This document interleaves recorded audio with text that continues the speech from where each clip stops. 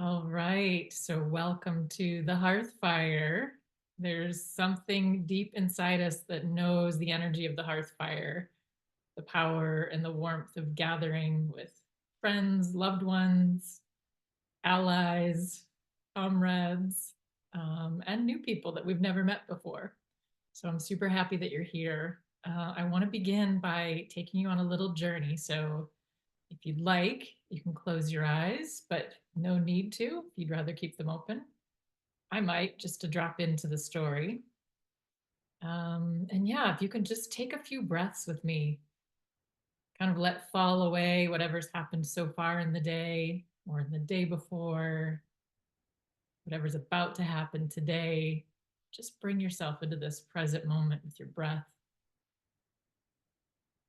feeling your miraculous body connected to the chair that you're sitting on or the floor that you're sitting on, your feet on the earth or the floor, feeling the support of whatever is holding you up, the floor, the earth, the chair.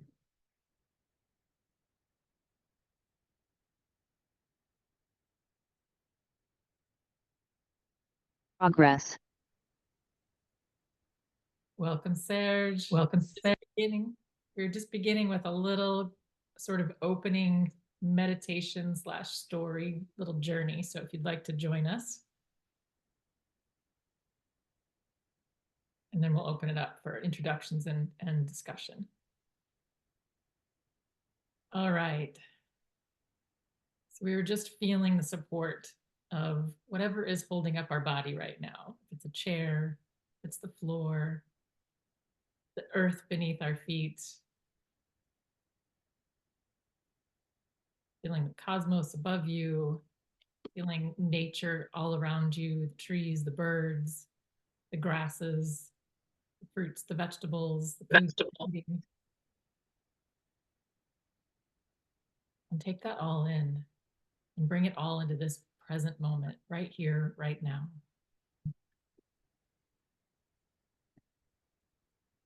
And then feel the heat of the hearth fire that we're gathered around. Feel the warmth of the connection and the people that you see and feel around you. Feel the sense of home. This is the hearth fire, the home fire, the central fire that keeps those hearth fires burning, that is connected to the heart, it's connected to the earth, it is connected to all of your relations, past, present, future, your ancestors, the indigenous of these lands that you live on. And as we do around the hearth fire, I want to share a story taking us back into a little time travel into some of the earliest Grail myths and Arthurian legends. And I'm going to weave a couple of them into a brief story. So imagine that you are at the Grail Castle and you are one of a few knights and maidens that gather every morning with the Grail King and Queen in the Grail ritual. And every morning you're in this beautiful round council chamber, if you will, and you can feel the fresh air blowing through the windows that are open. You might even feel a chill in the air. You might even be able to see your breath. It's early morning. We're gathering just before sunrise. And we're in silence. And as the first rays of the sun start to penetrate through the windows into this chamber space, you feel that increasing warmth. You feel it enlivening, bringing more vitality to your own body, the photosynthesis that happens in the food that we eat, the alchemy that happens in our bodies.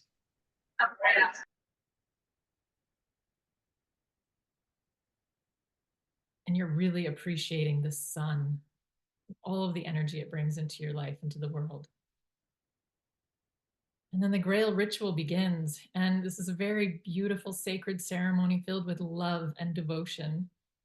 to the earth, to all the people in the realm, to the entire kingdom, to all the kingdoms.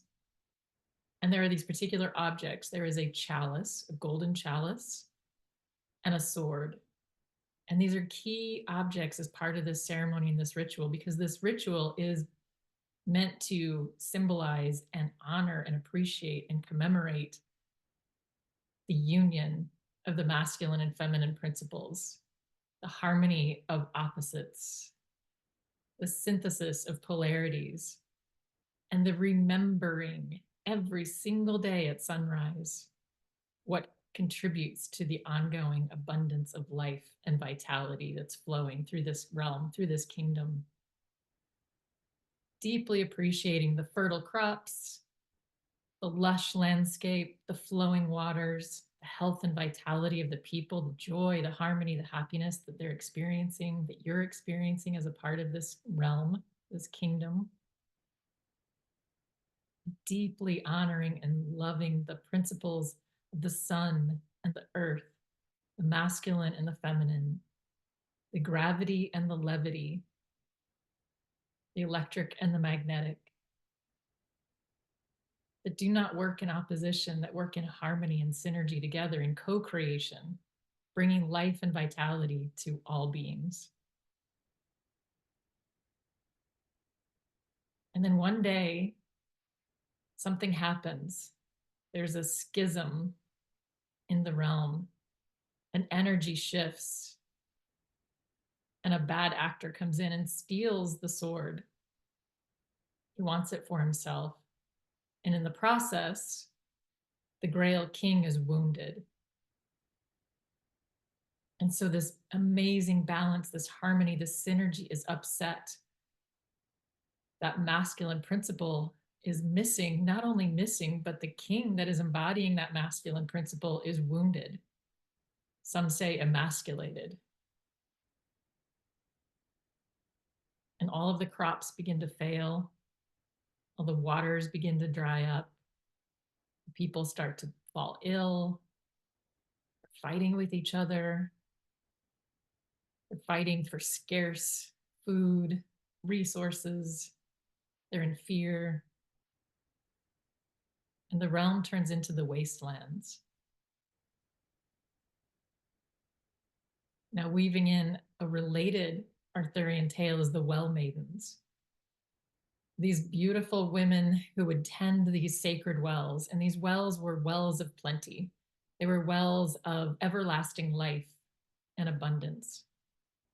And all the people in the realm knew that all they needed to do if they really needed something, if they were really desiring something for their lives, for their families, for the realm, they could go to these sacred wells and they could ask for this. And it would be given to them. They would experience it. And these well maidens were a key part of keeping this abundance of these sacred waters flowing. And one day, a malevolent king came along, perhaps even the same one who stole the sword. Maybe he stole the Grail King's crown. And he decided to rape one of the well maidens. And he encouraged all of his men to rape all the other well maidens. And so again, fear, a lack of safety comes into the realm.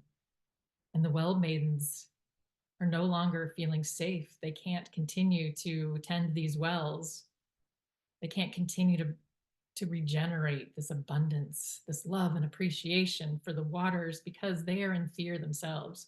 So they retreat, they contract, they go inward into the hills where they feel safe. And the wells dry up.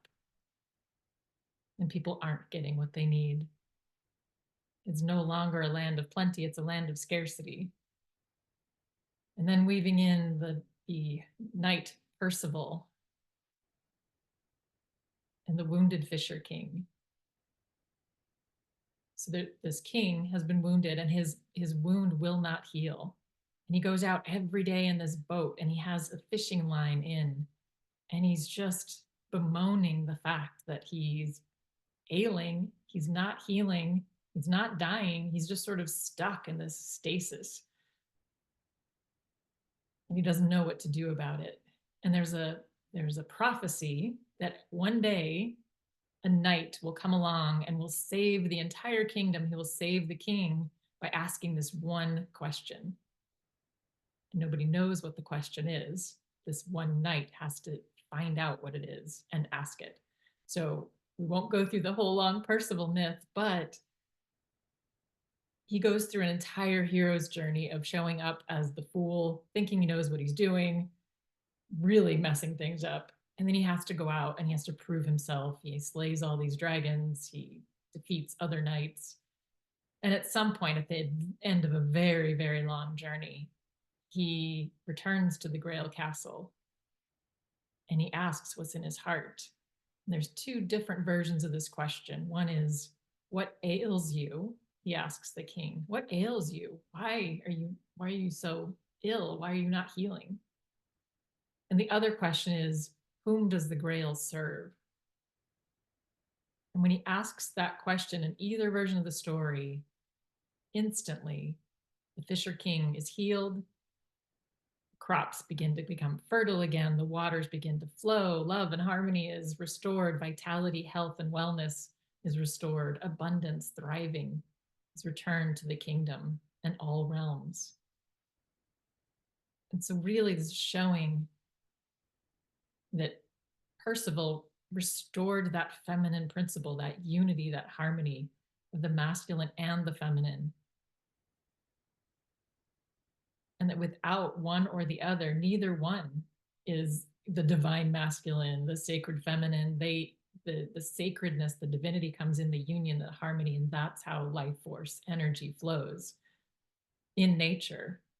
And that is the Grail, the holy Grail, the Grail of wholeness, is the union of these seeming opposites, but really they are polarities that operate in synergy and dance together in creating more life and vitality. So bringing yourself back to this present moment and this call around the Hearthfire, there's something that's drawn you in, and I want to hear more about that, but it's having to do with this ancient memory. Perhaps it's an ancient future memory of what's possible, how nature actually operates when it's in harmony, when these principles that are there by design to be complementary to each other, not same, when they stop warring with each other and find this dance of co-creation, of harmony, of synergy, of appreciating the opposites and realizing how much we need those opposites, that life and vitality happens in the diversity of perspectives, of gifts, of traits, of ways of being. And so I think there's something in all of us that are drawn into this message, this movement of the sort of restoration of this harmony on the earth. What's possible? We're carrying this memory, this knowing that this is how nature works and something's off. And what we've realized is, at least this time around, what's ours to do is to find that sacred union, that harmony and wholeness and abundance within ourselves first and foremost, because as much as I started out with Grail Leadership seeing a whole model of business organizations and roundtable ecosystems, and why are we not operating all of our business organizations and organisms like this, I quickly realized that no model is going to actually work without the consciousness, without the healing of the wounds that are causing us to scrape and fight and compete for what's ours because we think there's not enough. So we've got to resolve that within ourselves, and then we can come to the round table. And when we're in that place of harmony and wholeness, like, all that we want to do is contribute. All that we want to do is make the world a better place through our gifts, through the things that light us up. So that is, in a nutshell, sort of a little journey into Grail leadership and what the Grail actually means to me. And now I really want to open it up and ask each of you to introduce yourselves, bring yourselves into this Hearthfire circle, remind us who you are, even just a little glimpse. So if you can tell us your name, where you're calling from, and what called you to come into this call today, and try to keep that relatively brief. and then we'll just continue to open it up for whatever wants to be explored here. And anyone who wants to start. Claire, you've unmuted. Do you want to start us off? Sure. Thanks. Yeah, thanks a lot. Hello, everybody. I'm in Southwest Missouri. I've been hanging with a lot of not a lot, two critical to me spiritual teachers for, since 2020 and one since like 2015. So I'm pretty much a loner, independent, not a group person. And that's just my path. So mostly I'm curious. And I used to live in Burnsville, North Carolina.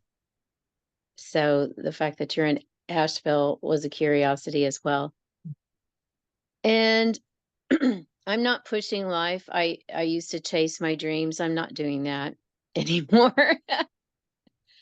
It emptied my bank account, and I really got the lesson that I'm the kind of person that must uh, be in service to life and let life live through me. So I'm also a kind of person that wants to be off my phone more than ever. And I noticed that there's a Substack or an app. I won't be doing that. I'm canning food this week, potatoes and elderberries. I've done peaches and stuff. So just hanging close to nature is my prayer. And even to move out of the Missouri's third largest city into the country again is my biggest prayer. So I do appreciate knowing about your work, and I agree that everything needs to come from within. And until the 100th monkey gets that train caught up, I don't think we're going to see a lot of movement. And I'm really happy to see what I'm watching and witnessing in life. And that's the way that it needs to go. Mm-hmm. But to flip it, I think some major corporations have to have their own demise.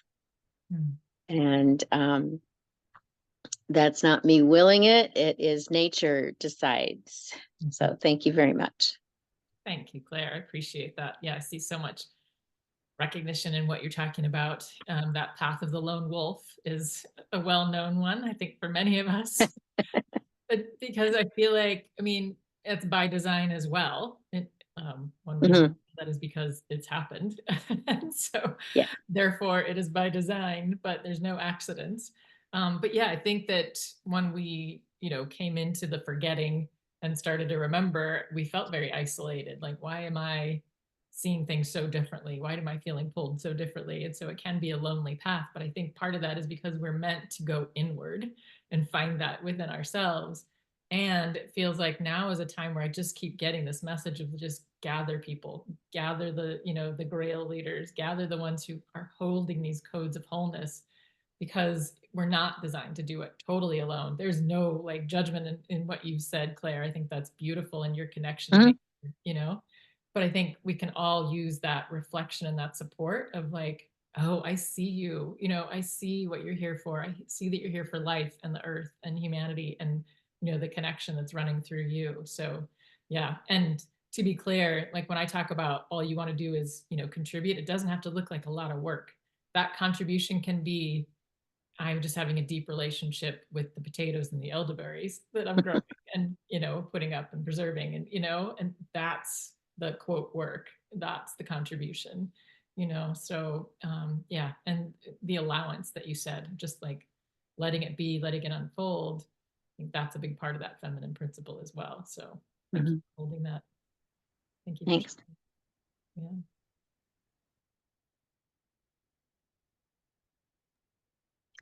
Hey. Hi. I really love what you shared, Claire, and I relate so much to what you said. I also feel like, alone and like a hermit, which is, you know, comfortable for me. But I'm also, I mean, you know, just kind of like the balance of being a hermit and having some kind of community, because like you said, Holly, we really cannot do this alone. One of the things that you said, Holly, that really struck me, because, you know, when you talked about Grail Leadership, and I had done one of your smaller courses before, the idea of leadership kind of scares me. But I really like that you said that it doesn't mean that you have to be like heading up some big thing, you know, it can be just small, like leadership can be, you know, just the connection with myself, and expanding like the integration, you know, of all my like dark and light parts, and the parts that splintered off, you know, kind of reintegrating those, is a form of leadership, because it has a ripple effect in the energy, you know, that I feel and that I'm emanating, and then that has a ripple effect. You know, I also relate to Claire, being that she says she's from Southwest Missouri, because I'm from San Diego, and I have been wanting to leave San Diego. The weather is the thing that mainly, the weather and lifestyle is what holds me here. Well, and my job.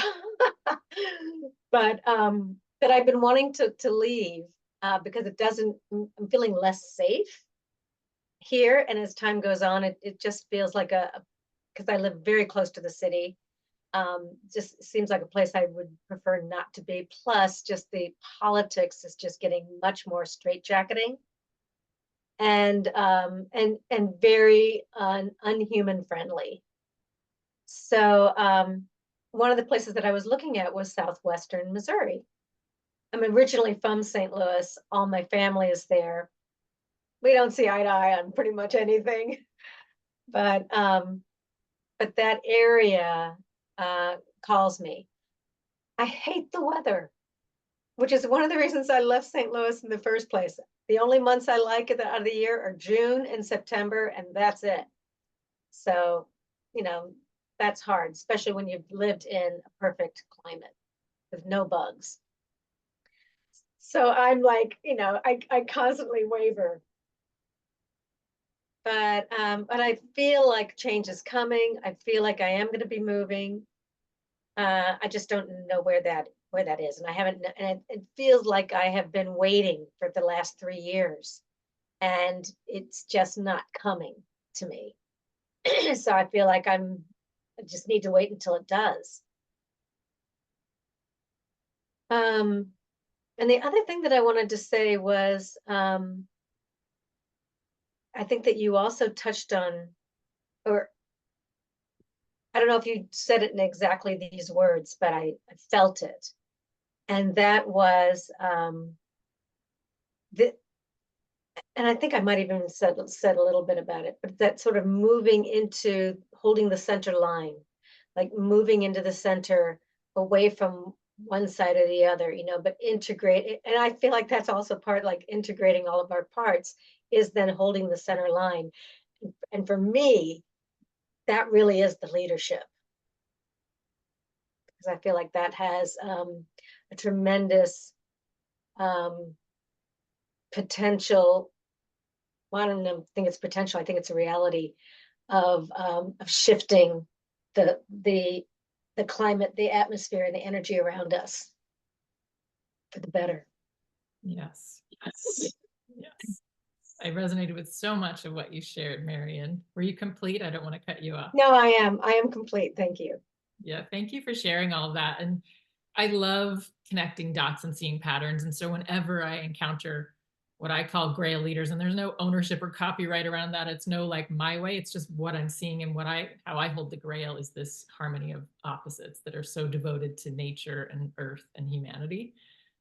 Whenever I encounter those people, there are so many similar attributes. It's obviously we're a diverse bunch, but it's that I'm not sure I want to be in the city anymore. I need to be in nature. I need to have my soil, and like you said, the weather's part of that because you want to be out interoperating with nature. And if you're swatting away bugs or right, or you have to be inside because it's too hot, or you can't be outside. Yeah, then it's preventing us from deeply connecting to nature. And that's like the sort of almost like the number one thing that pulls us is like, that's our happy place. That's when life gets scary and hard and busy and frantic. We go in or go to the woods or go to the ocean or go to a lake or a stream or like, oh, right, this is where I can breathe again. This is where my heart can regulate, where my nervous system can regulate, because that is our true nature. Like that is living from our center where we're not way over on one side or the other. And I loved what you said about like, I go back and forth. I'm a hermit, but I also want community. I'm always saying that, yes, I'm drawn to the idea of a regenerative community, and I want my own place. Yeah. Well, we can have both. Exactly. Those two things they do not cancel each other out. That is exactly the hallmark of a Grail leader, is the both and. There is no, oh, if I want this, then I can't have that, or I have to choose one or the other. I call it the beyond solution. Whenever I feel like, oh, I feel this way, but then there's this, it's like, oh, there's something that's wanting to like alchemize those into a beyond solution. That's what's beyond the ideas of wrongdoing and right doing that Rumi talked about. And so what's beyond those polarities? It's that centered harmony where they all get to live. Like you said, you're calling back in and integrating aspects of yourself that had been, put in a closet or, put in the dark, and bringing those back into the center, into wholeness.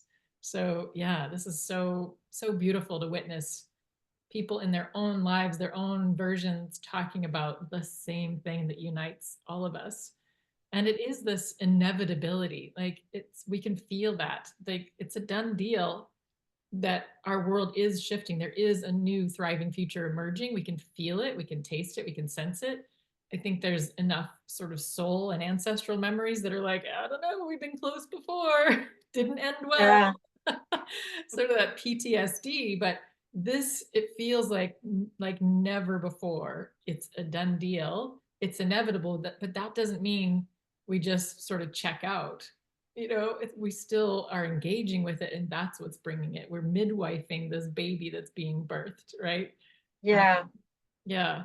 So, and I also want, I don't want to interrupt. Go ahead. No, you go ahead on that. Okay. I also just so resonate too with the legends, the Arthurian legends, and that there is something that like such a deep calling to that, like it just feels essential, like a connection to nature. It's so deep, and it's so well, I don't know what words. I mean, I was going to say spiritual, but it's like our essence. Yes. That's what it feels like. Yes. And last year I went on this amazing sort of pilgrimage, not knowing exactly how it was all tied together until after I completed it. But I went to England, Glastonbury, to Stonehenge, to Avebury, to those standing stones, and had an amazing guide there that was very connected with Earth, and it was a really, it just like there's like a part of my history that I felt like I was really connecting into. So beautiful. Yeah. And then I went from there to the south of France, and then to Greece and Santorini, and then to Egypt. And I didn't realize how they were all connected. That was all one trip. Well, yeah, there were two trips. and there was a 3-week gap in between the two. Wow. So Greece and Egypt were together, and France and England were together. Yep. That feels right. Yeah. I'm on the verge of tears and giddiness at the same time. Again, that both and, right? Yeah. I don't know if you've heard my recent podcast episode about what is a Grail leader. Are you a Grail Well, leader? it was the one that was at the end of your Yeah. email Yeah. announcing this. Yes, I did. Yeah, it was really, it really excited me. Both of you are just speaking what I was talking about, this connection to the Celtic culture. You know, Yes, Glastonbury, yeah. the Stonehenge, the Avebury, south of France is like ripe with Celtic Yeah. culture. That's Also, on the Mary Magdalene Trail. Magdalene, absolutely. Mary Magdalene is sort of like that, you know, that beautiful painting. I can't remember who the artist is, but at the French Revolution, where this woman bare-breasted, you know, sort of like, Oh, the Victory? yes, No, victory. I Yes. think so, yeah. Wow. That's like the Mary Magdalene of the Grail movement, right? It's like Yeah. she is like this, like everyone's like, yes, that. And I feel like we carry some of that energy in our essence. It's that Yeah. knowing of the connection of the feminine with the masculine, of the connection to the earth, to all life. And so, yeah, a couple of things that you were saying, that deep longing to return to this place of our homeland. I think that's that ancestral memory that comes up in us that gets pinged. I've been led on very similar pilgrimages again, like I don't know why, but and then you know months, maybe even years later, be like, oh, that's why those are connected. You know? Yeah, and then all your hairs stand up. Yes, exactly. Yeah, growing up and being so drawn to all these different cultures and lands and civilizations, and not realizing they all had this golden thread weaving them all together. And a big one is the Celtic culture, especially for me, Scotland. Scotland feels like the epicenter of that for me. And it's whenever I set foot on Scottish soil, my whole being, the cells in me start effervescing like, you know, club soda, like, oh my gosh. And it feels like I'm feeling like I'm home and that the land there is like, she's home. It's this quality, you know? And I think a lot of what that Celtic culture connection is that whole culture was so connected to nature. Yeah. And we know that it is our essence. And Zach Bush speaks brilliantly about this. You know, I don't know if you've heard of Zach Bush, but I do. Yeah. not in your heads. Yeah. So he talks about the connection between the microbiome in the soil, the microbiome in our guts, you know, and he's getting deeper and deeper into just connection with nature as our way of being. And one of the things I've heard him talk about on podcasts is that I think it's the Oxford Dictionary. In the definition of nature, it cuts humanity out. It basically says, you know, all these things that have life growing other than humans. You know, you're like, wait, we're growing, we're alive, you know. And so there's just that's a reflection of that belief in there's humans and there's nature. And nature's scary and nature can kill us. And so we've got to dominate nature to keep ourselves safe. And, you know, we've been doing this dance for millennia. Yeah. And we're kind of waking up and going, oh, actually, the microbiome in the soil is no different than the microbiome in my own stomach. I am nature. I am, you know, I think we have in the past, the medical system and just all science has thought of the human body as almost like a machine, this very mechanistic approach, you know, pull this lever, push this button, you get this output. And we're realizing, you know, Zach Bush also talks about there's, I don't know, trillions of cells that are not what we think of as human cells that are in the human body. That is the microbiome, that is the virome. And without them, we would not be producing life force energy in our cells. So I was like, when I heard that, I thought, well, I think it's time to redefine what we mean by a human cell then. And a human cell isn't a liver cell or a heart cell, you know, it's an ecosystem of all these organisms that are doing their unique job all in synergy and harmony in an ecosystem way to allow this being to thrive. And that can be applied at every single fractal scale from a single cell to a human body to a family, to a business, to a country, to the The planet, universe, galaxy, to like galaxy, farthest yeah. you can even possibly imagine. It's the same fractal principle. Yeah, it's like, I think of it as like the Horton Hears a Who principle. I've said that a lot. Sometimes you feel like Cindy Lou Who. Like, Yes, exactly. I love that story. yes. And it is what you said, it's our essence.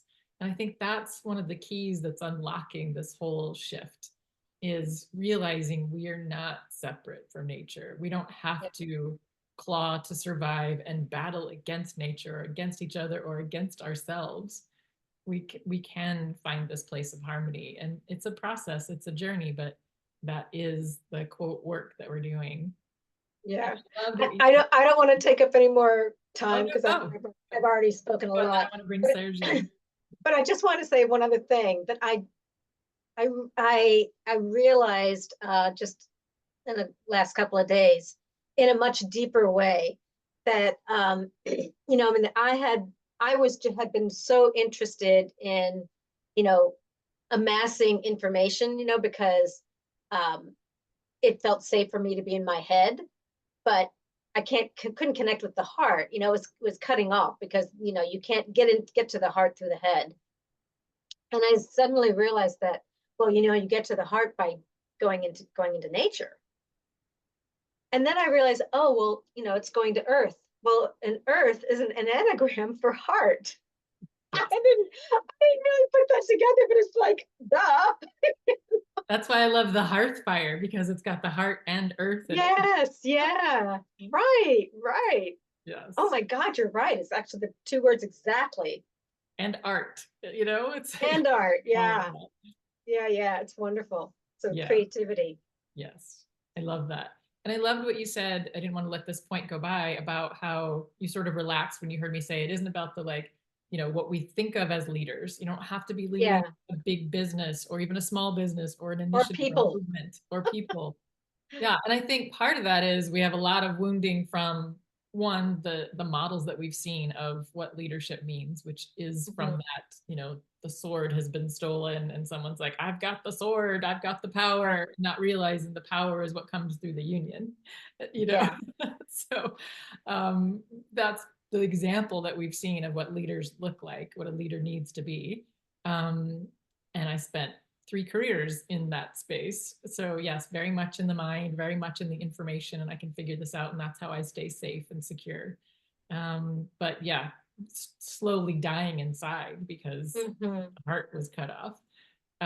But yeah, so that the way that I hold Grail leaders is, like you said, like that is leadership. When I am coming to that restoration of that unity and harmony within myself, I'm on the leading edge of what's possible for humanity right now, because many people are still in that fear, separation, scarcity, and we've agreed to come in and sort of be the tip of the spear that's sort of like, there's a better way, there's a new path that we can lay here. And it doesn't mean we're out, you know, getting millions of followers on Instagram going, I know the way.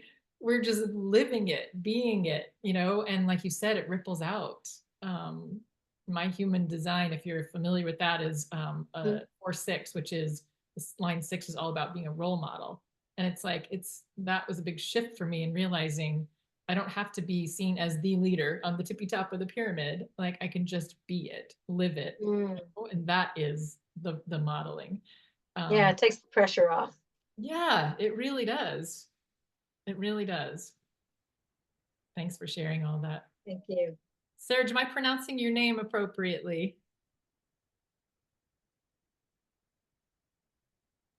Which name? The Gaia? No, to Serge. I'm welcoming him into the space. Thanks for turning on your camera. Sure. Yeah, I just have my phone and I don't like holding my phone. I would like you both, though, to know about a community called Beartaria Times. I know of it. Huh? I'm familiar. Claire, can I interrupt you for just 1 sec? I want to come back to this, but I want to bring Serge's voice into the circle as well. So oh my gosh, I'm so sorry. No worries, no apologies necessary. Yeah, I was just waiting for you. I know patience is one of the things that, you know, we all I think we all work on, and you guys embody it. So I and it's so it's easy. So it's a lot easier for me to embody. I've learned to embody it myself because that has been an issue for me in the past. So, but thank you for this Hearthfire. I appreciate it. Um, I'm actually working at the moment, so that's why I'm driving. But it's my route, so it's like me. That's a contract, so it's on my time. Great. That's Great. Well, I'm happy you could join us. Where are you calling from? Quincy, Washington. Okay. I live so Blake, Washington. It's central Washington. Kind of like it's pretty much a desert, except we're also right by the Columbia River, where Oh. not in the huge part of it, but more like only a half-mile wide. Okay. Can it even call itself a river then? Yeah, but I swim in it periodically because I get to go down to it every day to deliver packages. Nice. So, yeah. Nice. So yeah, that's where nature's it's been actually my most difficult challenge for me because right now it's really hot here and getting outside. I don't like. I mean, I can actually like the heat, but I don't also want to sweat all the time out in it. Yes. I've learned to like every part of the weather. I like said, well, it's a challenge, right? Everything is a challenge. How you feel about it, changing how you feel about it is the challenge. Yes. Yes. So like the cold, I've changed how I view that, and heat. Which is all part of nature, which is what you were talking about. And my I think the biggest thing is like the work I've been doing. I think Marion knows because I mean we do stuff with George on his both his basic stuff as well as his advanced course stuff, which he does every monthly thing too. And so I've done that. I've been work with Neve. I think I told you about that. Yeah. Neve Cronin, which I think Marion's heard of too, because George did an interview with her on his what's it called, the Woo Super Woo. You can look it up. He did it like back in 2019 or something like that. Yeah, Neve is one of my dearest friends. She's amazing. Yeah, because she was part of the Grail Leadership before. Yes. Well, until she went off on her own. Yeah. But yeah, so I did work with her individually, not once but twice, and with on the same thing, but like going deeper the second time. So what drew you into this call today, Serge? What drew you into like Grail Leadership? For me, I think the biggest calling is community for me now, and it's something I haven't been entering, and so I want to start finding that and creating more of that in my life. Yeah. And getting in some talking with people wherever it's an open forum is the best, is a very refreshing and honest way to do that, at least in the beginning. So that's the biggest call for me coming in here, and the fact that it's all about responsibility and because it's really the first leader we lead ourselves. If we don't lead ourselves, then how can we be an example to anybody else? Yes. So that's been my focus. Beautiful. But that's pretty much all I want to say at the moment. I got to get some stuff done. And I'll continue listening and chime in if I feel need to. Perfect. Well, thanks for bringing your energy into the circle, and thanks for being on the journey that you're on. It's not for the faint of heart. So, and like you said, it's starting to get the message of like coming out of the cave, starting to reconnect with community, and I'm really feeling that out there. So thank you so much. It's nice to share this with you, Serge. Yeah, nice to share with you too, Marion. And Serge, I was really happy to hear that you mentioned George.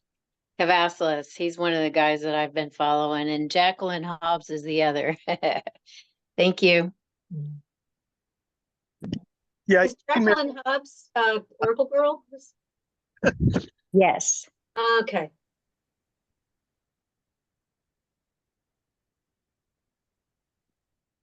Yeah, and what were you saying before, Claire, about the place that you wanted us to know about? Oh, beartariatimes.com. It's BEARTARIA. They're having another festival. It's the last 2 days of August, first 2 days of September. I think it's beartariatimes.com.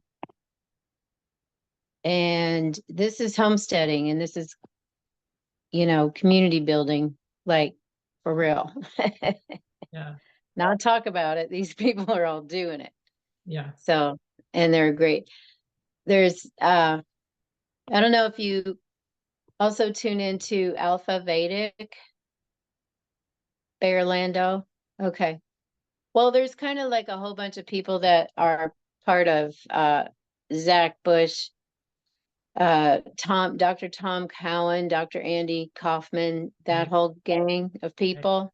Yeah. Yeah, that's who I'm paying attention to. Yeah, Tom Cowan is one of the ones that talks about the, what we think of as human cells, is really the virome and all, Right. bacteria Right. and, fungi and things like that, the mycelial network that's operating within our own system. So yeah. Yeah, I think that's another hallmark of what I call a Grail leader is like we go out and we go deep into these alternative teachers, because it's like there's something that we know that we're wanting to bring back in and remember and come back in.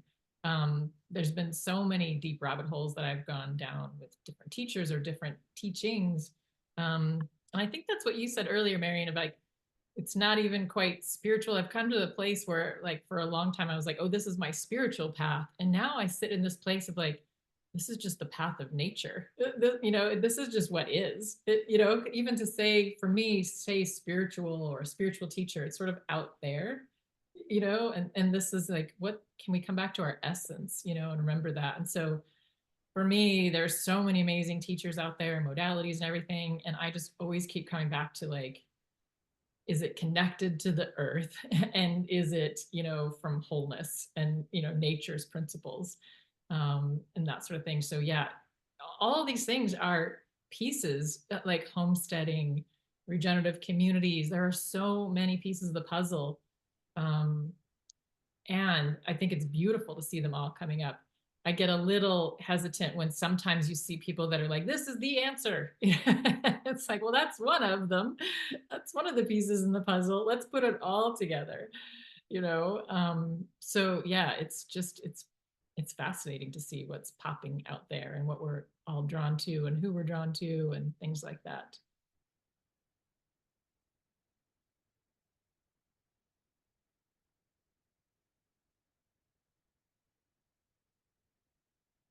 Yeah, and one of the things I was going to share too is one of my passions, and because we each have, regardless of this golden thread, or in addition to this golden thread that's uniting all of these people that are called to this sort of way of being, this essence of way of living that I'll say is our true nature. Each one of us has a particular portal or particular lens that we're coming through, that we're bringing information in, processing it, and putting information back out in that ripple effect you talked about, Marion. And so I'm always curious about like, what's your particular portal? And I caution in that because I know some people, and myself included in the past, can get hung up in like, I don't know, what's my purpose? Like I have to have a particular thing or a particular purpose.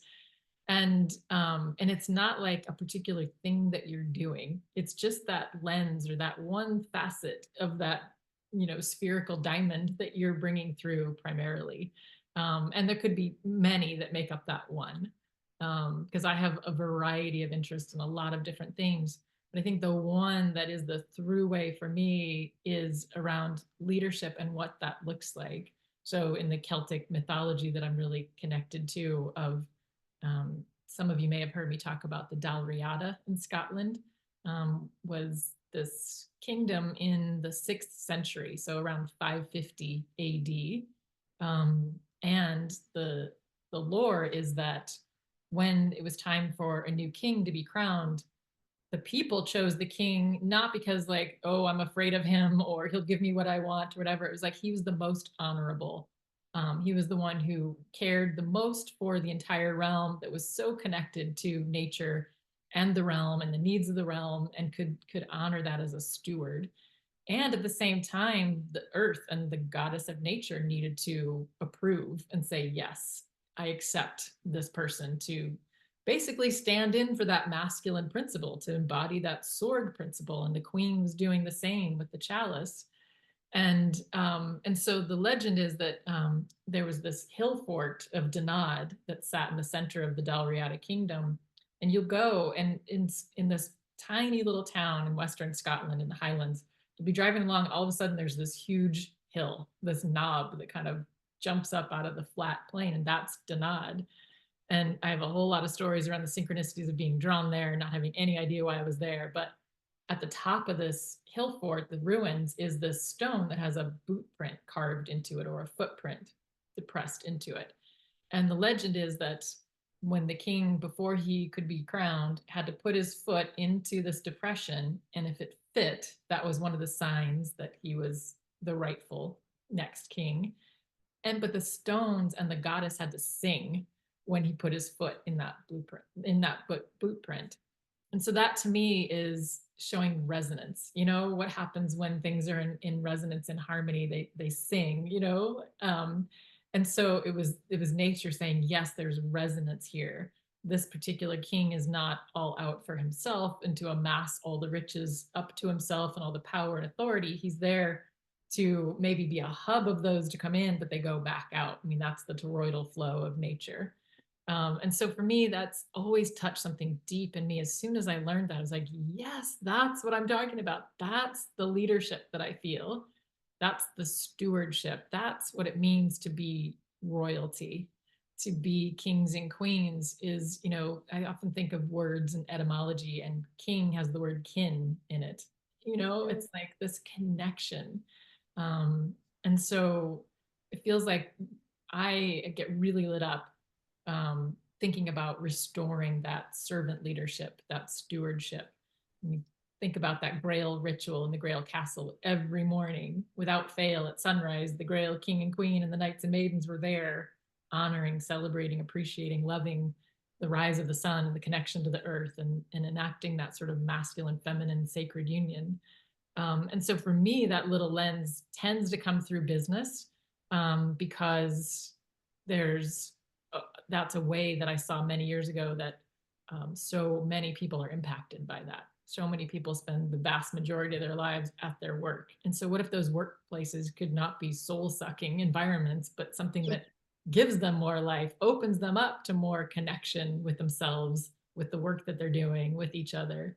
And so, yeah, in fact, I was on a coaching call recently, and I was remarking that so many workplaces are sort of dens of drama. You know, the main reason people are there is to play out all the dramas. To, if you're in leadership, you're amassing your fiefdoms, you know, and you're playing the game of the budgets and, you know, all the power dynamics.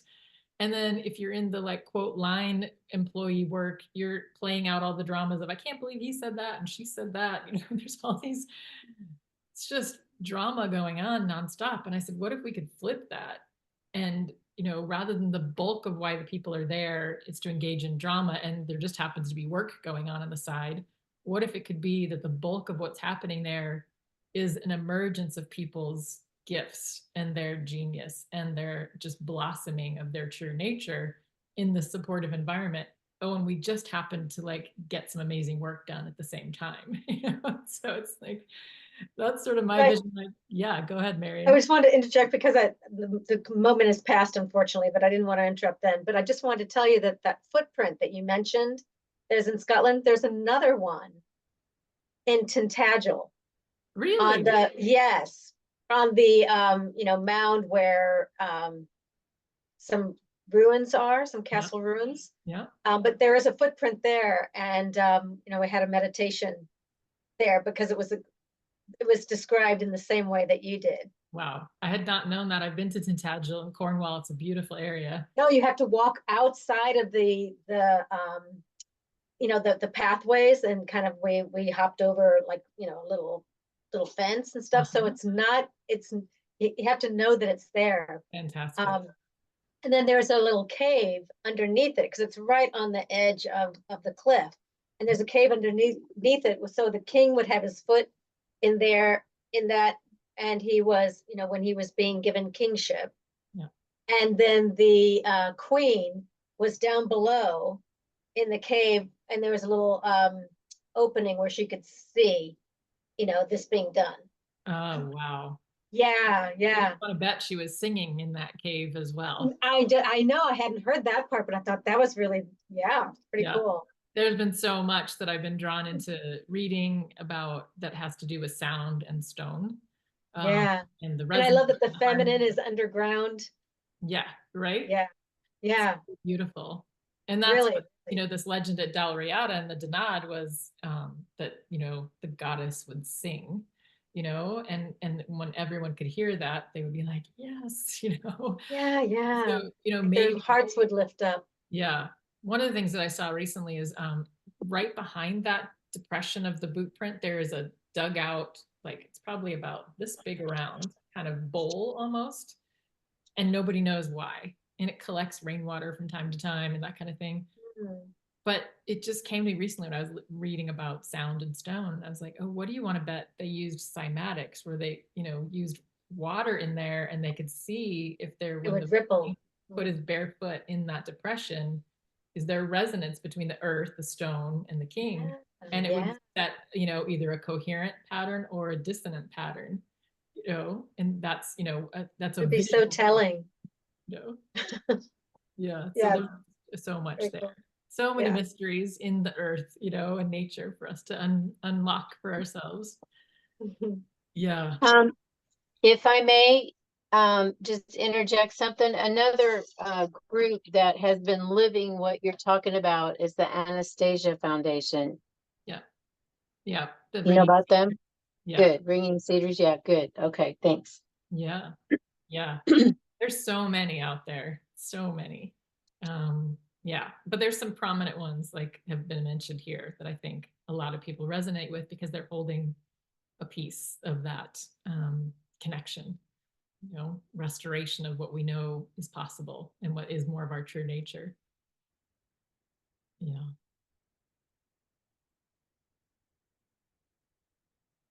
So what else wants to be explored? We've got a maximum of 90 minutes, but it does not need to go the full 90 minutes. So we're at an hour right now. I want to make sure that we're honoring everyone's time and the value of being together. And this has gone by pretty fast. Yeah. Yes. Holly, you mentioned earlier a question. Mhm. I can only rephrase it. It was pretty much about like, how do you see your position? Or my position? Yeah. How do I see my position Yeah. as that? I'm preparing to facilitate a ceremony of life on Sunday for a pretty amazing being. I've been a hospice nurse I'm a registered nurse, and I'm a permaculture designer. Mhm. And this woman and I met on those terms in 2015, and I was on her hospice team. Wow. Wow. So she passed the end of June, and Sunday's her ceremony of life. And Sunday, I'm coming out of the closet, you guys.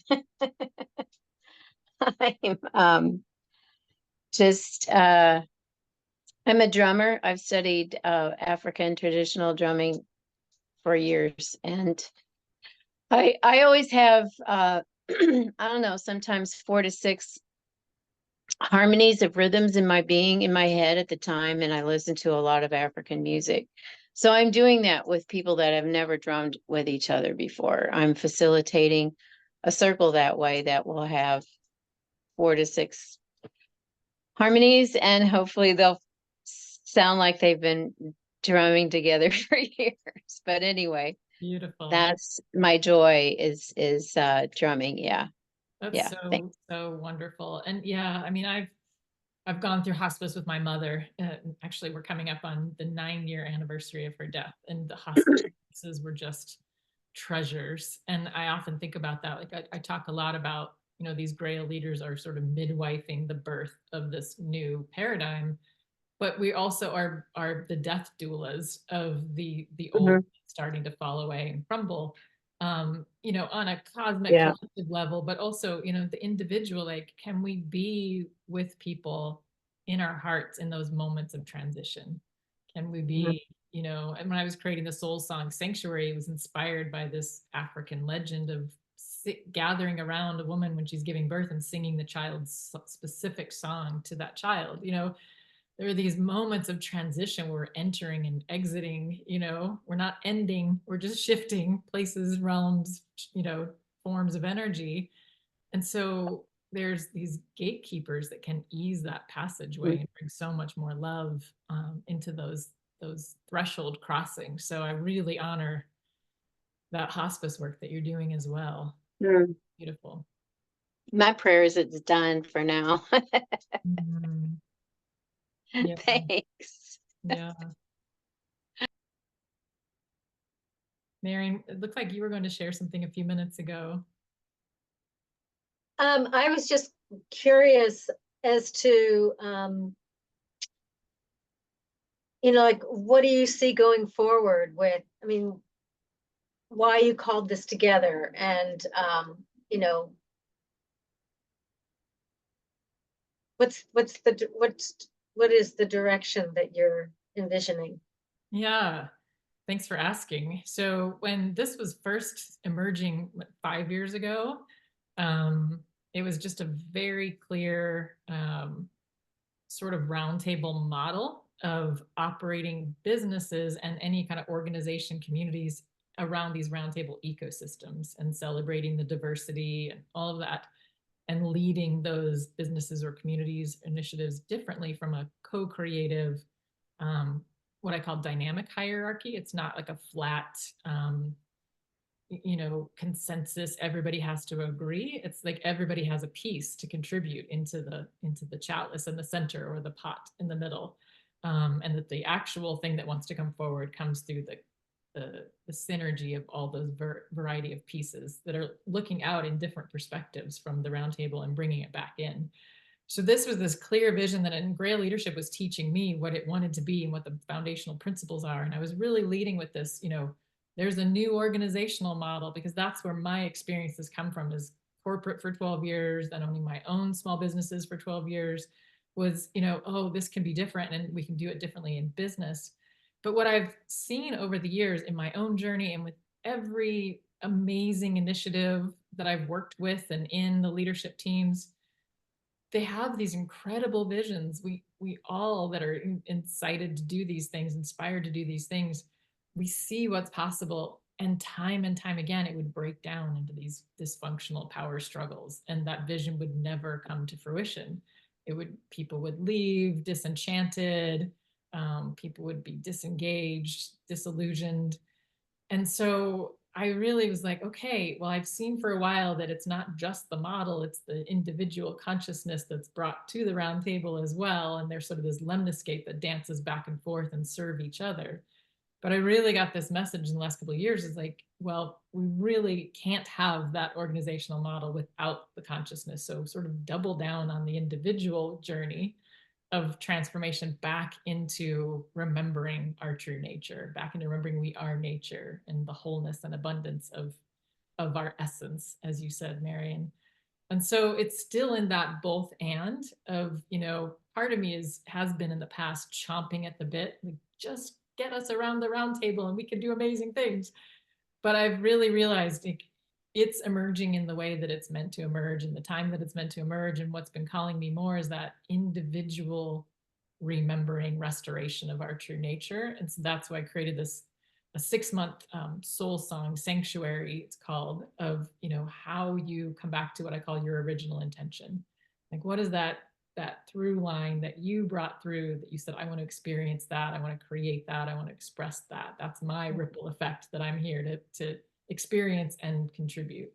And then seeing that it plays out at every scale. So once you really see, oh, I have this original intention that is this organizing principle that brings all the chaos of my life into coherence, you see that every organization has that same original intention, that same organizing principle. And when you're clear on that, all the pieces can be matched up much more effectively. So it's still very much of a both and, but it has to begin with the individual journey.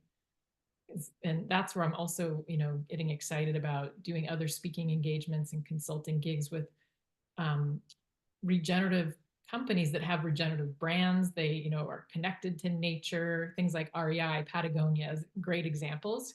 They have an ethos about them that they get, like our interconnectivity with nature. And so how do we go into those organizations and work with their teams to like, okay, well, let's actually operate within the company as nature, as ecosystems, and, really bring in the strengths and the diversity of what's out there. So things like that are what I see coming down the pike. So it's, for me, it's always got to be the both and. It's the individual personal journey, and how do we take that into our initiatives, our organizations, our way of being.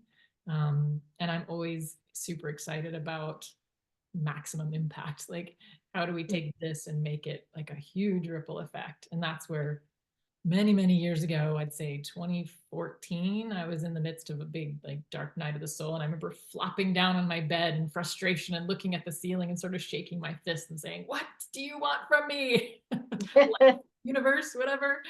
And I got this thought, this voice almost in my head said, "You're going to go back to corporate." And I was like, "No, I'm not. It's a toxic place." I was like, "Yeah, you're going to change it from the inside." So like that Trojan horse, that's another theme that I see in Grail Leaders. They really resonate with that. Like, oh, we're going in deep because we're going to change it from the inside in a Trojan horse kind of way. So yeah, that's what I see. And I don't know what the specifics look like. It feels like more and more I can see like the step that I'm standing on. Like, here's what to do now. And we'll see where it goes. But I know that principle is, how do we align ourselves and whatever we're involved in with the principles of nature? Well, when I first heard your talk with George, I was really impressed because I felt like, you had come up with an idea out of and created something out of nothing. It's like you came up with an idea of something that didn't exist yet. And I'm wondering, like, how in the world do you like bring something like that into the world, and it becomes something. Because like for years now, I have been feeling like I'm treading water. I want to do something, I don't know what it is. Yeah. And that whole idea also terrified me too. Sure. Of coming up with something out of nothing, and then how do you actually give that form where then it has a life, and it actually exists. So to me, like, it's very, very creative, and I am in a creative field, but I'm not feeling super inspired with it now. Yeah. And I'm feeling like there's something else, and I thought it was like something purposeful, and I was making, my purpose needing to be some big tangible thing, which I've since let go of. But I still want to create. Yes. Yeah, there's still something that I want to create. I don't know what it is. Yes.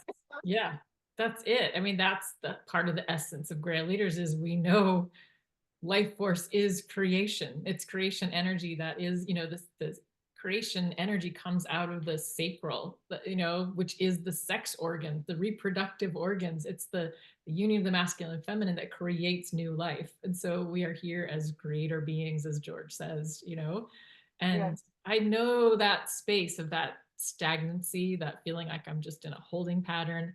There's something I'm inspired to do, motivated to do. And then of course you have to burn off all the like, well, is that coming from, I should be doing something to earn my keep, to prove I'm valuable, to prove I'm worthy, or because life has told me that I need to be productive? Or is it something that's like just bubbling up from within me? And that's the thing, you articulated beautifully, Marian, that difference between being just in the head and being in the heart. And it's not to diminish the head. I have a brilliant mind. So do you. Like the mind is so important. And it's not the only thing. And so when we're in the space of the head, like, what is it that I can create? We get frustrated because the only thing that the left brain knows how to create is what's already been. Oh, I can take that and make it this, but to come Yeah. up with something entirely new, that bubbles up from that heart space, from that sacred. Yeah, and that's very attractive because I've done other things where I'm creating things from a very mental Me space, too. like Yep. mastermind. And all that does for me is instill a lot of anxiety. Yeah. You Right. know? Yeah. And that's the thing. So that's where a lot of that desire to create this 6-month soul song sanctuary was like really going deep into the original intention, because it's not to say like make a plan for your purpose, go out and do your mission, think your way into it, because all you're ever going to do is create something that's already been. And I don't have any desire to add more noise into the mix. So it's all about how do you actually have the ears to hear? How do you actually are able to hear the sound of resonance, the sound of your own soul song, the sound of what's bubbling up in you? And the mind can be so noisy if we let it be the main thing that's there, that can drown out all that stuff. So it's really about deepening into that heart space and that sacral space, that womb space, and being like, what is it that's calling me forward? And starting to notice by these maps and blueprints, like human design, like gene keys, things that we've laid out for ourselves, these breadcrumb trails. Why would I create a breadcrumb trail that took me here, there, and everywhere? Why would I? Yeah, and start to connect the dots. Start to connect the dots, because we've left ourselves the treasure map, like to our own treasure that we're hiding in the dungeon underneath the dragon, And so it's time to bring that up. And so we don't have to go looking for the holy grail with an H out there, that's out there. We go looking within and listening within, because that's where this thing that is really what we're here to create, that ripple effect, whether it's through art that we're creating or a movement or a business or whatever it is, something that we're creating, it's bubbling up in you and it's moving you, it's leading you. We don't have to be like, I got it, I'm going to go make that happen. That's the masculine only way. So now we're bringing the feminine in with the masculine, so you can tune into that inspiration, and then you bring the masculine in to go, got it, I know how to make that happen. So it's really brilliant. And it has been in the past so frustrating for me, because all I knew was the left brain way of being. Yeah. What do you mean I can't just figure it out? Yeah, and that's all that we were taught, like, ugh, God, like Tony Robbins kind of stuff that just like, Yeah. gives me a headache. Will your way into it. Yeah, it's all willing your way into and pushing. Yes. Pushing through your discomfort. Like, well, I'm uncomfortable for a good reason. Yes, exactly. I just love the idea of more the feminine sort of letting it bubble up in an organic way. And sometimes it takes a little longer as it's gelling. Yeah.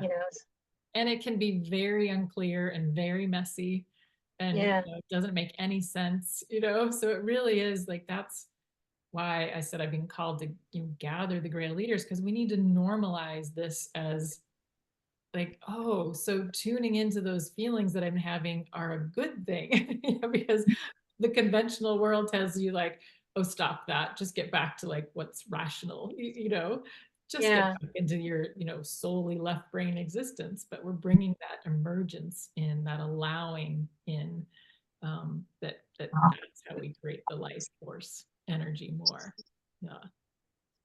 Well, this has been amazing hearing you guys talk about this, because it's like talking about life purpose has been one of my biggest challenges in life in general. And then I thought I knew it at times, and I think I do, but I get one of the things. I do know one thing, and I'm absolutely positive of this. One of my biggest purposes is to challenge people on like you're doing in a business, but on an individual level. So I'm, from the inside out. So I challenge people's beliefs into what I feel like, not like trying to put anything or not trying to force it on their level. Where are they? And then I kind of enter in the conversation where they are, and then shift to see where it moves. Hmm, So that's what I've been learning to do. nice. That's So a it's like, challenging like, one. be open to where they, yeah, Yeah. and being available, the ability to respond with, with love, honor, and respect to them and where they are, Right. and then see where the ideas of what is real can be shown, and see if they can grasp it. Hmm, You know, yeah. It feels like you're real raising in the your hand. world. And yeah, area. I'm in rural area, so sometimes I'm breaking up. So I'll Yeah. just leave it at that, and I think that's enough. Yeah. Well, I appreciate what you're sharing, and yeah, it was hard to hear, but I caught most of it, and it felt like what you were bringing in was a little bit of that feminine principle of the love and compassion and the honor and the respect for everyone's journey, and maybe a little bit of curiosity, like, oh, I hear you, I get that, and I wonder if there's another way we could look at this. Those sorts of things that you're just opening up a little crack without trying to be like, no, you need to see it this way. You're all wrong. So I yeah. really like what you said too, Serge, because you're opening up a conversation, and listening, like having them talk and listening, and that's so different because we're so used to just telling people. Yes. Yes, absolutely. And none of us are perfect at this. I mean, I think some people really excel at facets of this so much, and giving ourselves that grace when we try and like, I could have done that one better. I could have done that differently, rather than beating ourselves up and trying to fix it. Just being like, okay, that's what happened.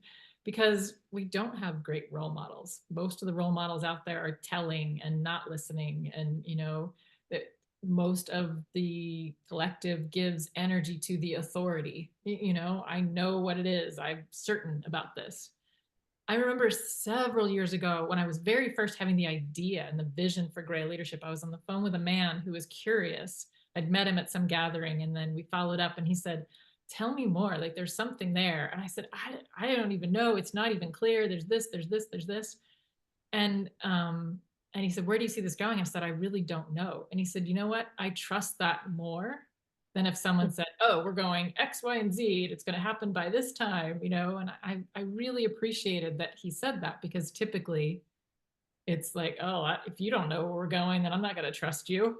It's like, it's really just acknowledging it's impossible to know where we're going. I was just talking about this on a coaching call of sort of the illusion of certainty and safety and security that business people find in spreadsheets and budgets and strategic plans. And it's sort of like allows that left brain to say, oh, everything's going to work out all right. See, it's on my spreadsheet. We make a big profit at the end of the year.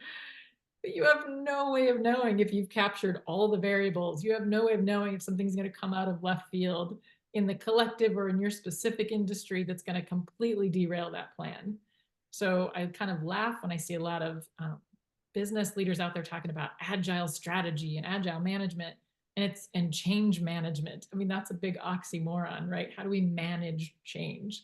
The best we could do is learn how to surf with it, and be with it, rather than trying to manage it and tamp it down and keep it from changing, controlling it. It's like, how do we build the agility within ourselves to navigate whatever comes along? And it is that centering point that you brought up, Marion, of like, in our center is where we have that balancing arm. On a ship, there's a balancing arm that, if the ship's a little tilting to one side, it'll bring it back, to center.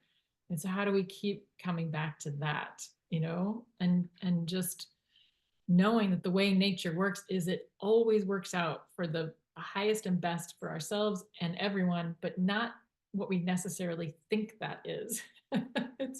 You need to take it to another level of, whether you want to call it soul or other dimensional, that says it can see more of the 360-degree view of what's happening, and saying like, I know you think you need to have this in your bank account or whatever, but here's where we're going to take you, because this will give you the actual feeling of abundance and security that you're looking for. that's not dependent on what your bank account looks like or what job you have or title you have. Yeah, there's so much that can be said about that.